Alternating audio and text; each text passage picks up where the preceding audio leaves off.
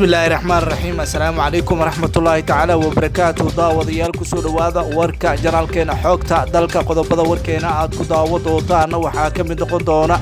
xildhibaan cabdiraxmaan cabshakuur warsame oo cabsi ka muujiyay xaaladda dalka haatan ka soo korortay eedeena u jeediyay kooxda filla Soomaaliya madaxweynaha maamulka Hirshabelle oo Muqdisho u imaaday sidii uu xalin lahaa khilaafka ka dhex taagan kursiga Fahad Yaasiin Xaaji Daahir mid ka mid ah abwaanada caanka ah oo caawa lagu dilay Muqdisho wararka ugu dambeeyay xaaladda guud ee dalka iyo madaaficdii lagu weeraray xarunta baarlamaanka Soomaaliya ee Villa Hargeysa ayaan daawadayaal warkeena idinkugu soo gudbi doonaa haddaba daawade haddii aad janaalkeena ku cusub tahay subscribe noo saar janaalka wararkeena like shareka iyo commentiga noogu dadaala aan ku bilaawo qodobka ugu horeeya xildhibaan cabdiraxmaan cabshakuur warsame oo ka mid ah xildhibaanada baarlamaanka Soomaaliya ee dhawaan lagu soo doortay Galmudug ayaa sheegay dhibaatooyinka iyo xaaladaha adag ee haatan ka jira dalka ay sabab u yihiin kooxda filla Soomaaliya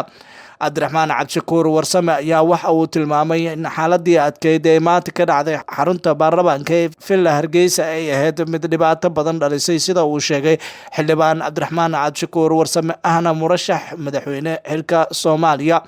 waxaana taasi u muuqanaysaa in cabsi xoogan ay durbaba ay soo wajahaysa qaar ka mid ah xildhibaanada sida weyn uga soo horjeeda nidaamka Maxamed Cabdullaahi Maxamed Farmaajo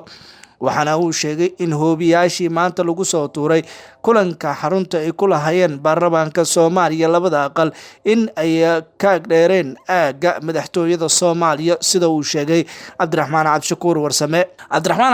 warsame ayaa waxa uu kale ka hadlay in looga gol lahaa in gibi ahaanba lagu baajiyo kalfadhiga xildhibaanada baarlamaanka Soomaaliya oo maanta Muqdisho kulamo ku lahaa waxaana uu sheegay xildhibaanku in taasi marnaba aan loo dulqaadan karin isla markaana xaaladda dalka haddii sidaan sii ahaato ay noqon karto mid dhibaato badan dalka uu geli doono sida uu sheegay siyaasiga cabdiraxmaan cabdishakuur warsame oo ka mid ah xildhibaanada baarlamaanka Soomaaliya kulanka xildhibaanada baarlamaanka Soomaaliya ayaa qalqal xoogan soo wajahay iyadoona cabsi xoogan ay la kulmeen xildhibaanada baarlamaanka kooxda uu hogaamiyay Maxamed Cabdullaahi Maxamed Farmaajo ayaa waxay doonaysay inay gibi ahaanba ay baajiso kalfadhiga baarlamaanka maadaama la sheegayo in xildhibaanada baarlamaanka aysan ku jirin shakhsiyaadkii uu rabay Maxamed Cabdullaahi Maxamed Farmaajo warar hoose ee heshay warbaahinta ayaa waxay sheegayaan in xaaladaha adag ee haatan dalka ku soo kordhaya ay baqdin xoogan ay ku abuurtay qaar ka mid ah xildhibaanada baarlamaanka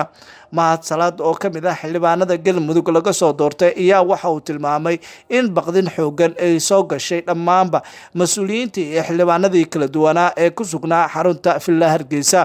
waxaana uu sheegay in xarunta Villa Hargeysa oo ku dhex taala madaxtooyada Soomaaliya madaafiic lagu soo weerar ayna caqligal ahayn isla markaana loogu gal lahaa in lagu baajiyo kalfadhiga balse nasiib wanaag uu dhacay kulanka sida uu sheegay mahad salaad ayaa tilmaamay in madaxweynaha iyo sidoo kale kooxdiisa wax kasta ay sameeyaan aysan dib u dhici doonin kulamada kala duwan ay yeelanayaan baarlamaanka Soomaaliya sidoo kalena doorashada gudoonka baarlamaanka sida ugu dhaqsiyaha badan ay ku dhici doonto xildhibaanada labada aqal ee baarlamaanka ayaa maanta Muqdisho ku kulmay iyadoona xildhibaanada labada aqal ay eedan u jeedinayaan durbaba madaxweyne Maxamed Cabdullaahi Maxamed Farmaajo dhanka kalena daawadayaal madaxweynaha maamulka Hirshabelle ayaa soo gaaray magaalada Muqdisho isagoona kulamo ka wada durbaba magaalada tani caasimadda Muqdisho madaxweynaha maamulka Hirshabelle Cali Guudlaaw Xuseen iyo wafdi uu hogaaminayo ayaa maanta soo gaaray magaalada Muqdisho iyadoo siyaasiyiinta beesha hawiye durbaba ay ugu digeen inuu farageliyo kursiga Fahad Yaasiin Xaaji Daahir taasi oo cawaaqib xumo uu kala kulmi doono madaxweynaha maamulkaasi Cali Guudlaaw Xuseen ayaa haatan qorshihiisa ugu weyn waxa uu yahay in kursiga Fahad Yaasiin Xaaji Daahir oo guddiga doorashooyinka fiid ay si weyn ugu dhagan yihiin gibi ahaanba uu ka fujiyo isla markaana uu taageero u muujiyo Fahad Yaasiin Xaaji Daahir Fahad oo dhibaato iyo xaalado adag dhexda kaga jiro ayaa hadda waxa uu muuqanayaa in culayska maalinta ka dambayso uu ku sii kordhayo maadaama dad badan ay si weyn u hadalhayaan xaaladaha adag ee haatan doorashada Soomaaliya madaxweynaha maamulka Hirshabelle Cali Guudlaawe Xuseen ayaa waxa uu ka mid yahay kooxda taageerta Villa Soomaaliya inkastoo bilihii ugu dambeeyay madaxweynaha maamulkaasi Villa Soomaaliya qudheedo culays xoogan uu kala kulmayay sidoo kalena mushaaraadkii loogu talagalay maamulkaasi Hirshabelle gebi ahaanba ay jaratay kooxda madaxweyne Farmaajo labadii bil ee ugu dambeysay ayaa gebi ahaanba qoondooyinkii loogu talagalay maamulkaasi la jaray iyadoona go'aankaasi uu ka dambeeyay Fahad Yaasiin Xaaji Daahir oo ah la taliyaha amniga Maxamed Cabdullaahi Maxamed Farmaajo dalka ayaa xaalad adag ku jiro kursiga Fahad Yaasiin Xaaji Daahir ayaa u muuqda mid dib u dhac weyn oo ku imaanayo iyadoona doorashadiisa lagu madalsan yahay inay dhawaan ay ka dhacdo maxkamadda sare ayaa go'aan sidoo kale laga sugayaa inkastoo shakhsiyaad ka taageersan Fahad Yaasiin Xaaji Daahir ay si weyn ay kaga hadleen wax waliba oo jira dhinaca kalena mid ka mid ah abwaanada caanka ah ayaa caawa lagu dilay gudaha magaalada Muqdisho kooxo hubeysan ayaa caawa maqribkii ku dilay magaalada Muqdisho mid ka mid ah nabadoonnada caanka ah ee caasimadda sida weyn looga yaqaanay Allah u naxariistay abwaan Badal Jaamac Langare ayaa kooxo bistoolada ku hubeysan waxay ku qaarijiyeen degmada Kaxda xilli uu ka soo baxay masaajid uu salaada maqribkii ku soo dukaday marxuubka ayaa ka mid ahaa dadka sida weyn u taageersanaa siyaasadda nabad iyo nolol isagoona dhawaan tixgabay uu ku amaanaya madaxweyne Farmaajo soo jeediyay lama oga dilkiisa cidda ka dambeysa mana jira koox sheegatay dilkiisa iyadoo meedkiisa meesha laga qaaday marxuumka oo caan ka ahaa Xamar iyo gobolada dhexe ayaa waxaa walaalo ay ahaayeen ex xildhibaan Cabdiraxmaan Kulmiye Xirsi Dheere oo ahaa la taliyihii agaasimihii hore ee NISA Fahad Yaasiin Xaaji Daahir maalmihii ugu dambeeyay dalalka iyo sidoo kale xaaladaha adag ee shakhsiyaadka taageera Farmaajo ay aad u badanayeen sidoo kale nabadoonnada iyo dadka waxgalka ah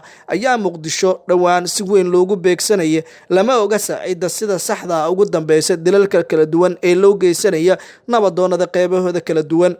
nabadoon Badal Jaamac Xirsi Langare ayaa ka mid ahaa shakhsiyaadka sida weyn u taageersanaa Maxamed Cabdullaahi Maxamed Farmaajo dhanka kalena kulamo looga soo horjeedo hoggaanka sare ee dalka ayaa weli waxay ka soconayaan magaalada tani caasimadda ah ee Muqdisho kulamo ay yeelanayaan qaar ka mid ah musharaxiinta ayaa waxa ay ka soconayaan magaalada tani Muqdisho iyadoo warar hoose aan helnay ay sheegayaan in midowga musharaxiinta ay doonayaan in ay taageero badan ay u muujiyaan musharax Sheekh Aadan Madoobe warar kala duwan ayaa waxay ka soo baxayaan go'aamada ay qaadanayaan midowga musharaxiinta oo ku aadan in xilka gudoomiyaha golaha shacabka uu ku guuleysto Sheekh Aadan Madoobe oo ka mid ah shakhsiyaadka sida weyn uga soo horjeeda nidaamka Farmaajo warar hoose aan helnay ayaa waxay sheegayaan in sidoo kale xildhibaan Shariif Cabdalla iyo Cabdulaahi Balaag iyo sidoo kale xildhibaano kale oo ka mid ah musharaxiinta xilka gudoomiyaha golaha shacabka ay weli ay dardar ay wadaan inkastoo midowga musharaxiinta la sheegay in ay taageero garab dhan walba ah ay u muujinayaan xildhibaan ka tirsan baarlamaanka Soomaaliya gaar ahaan xildhibaan Aadan Madoobe ayaa waxaa la tilmaamayaa inuu ka mid yahay shakhsiyaadka haatan wax ka bedeli kara hanaan siyaasadeedka dalka uu ku soconayo guud ahaan daawadayaal warkii oo aad ka daawanayseen janaalkeena xogta dalka saaxiibayaal waa naga intaa daba daawaday haddii aad janaalkeena ku cusub tahay subscribe noo saar janaalka wararkeena leega iyo sheerka iyo commentiga noogu dadaala waadna mahadsantihiin nabadgelyo.